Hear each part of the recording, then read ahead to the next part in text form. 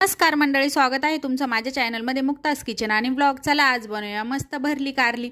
इथे मी कारले घेतले, त्याला मधून अशी चीर पाडून घ्यायची. जे कवळे कारले त्यातल्या बिया शिजल्यानंतर निघतातच, पण जे लाल बिया त्या आपल्याला काढून घ्यायचे आहे. त्यानंतर एका पातेल्यात पाणी घ्यायचं, सगळे कारले असे ठेवून वरून लिंबाच्या फोडी ठेवायचे. चवीपेक्षा थोडंसं जास्तच मीठ टाकायचं आहे. पाणी टाकून आपल्याला कारले उकडून घ्यायचे सॉफ्ट होईपर्यंत.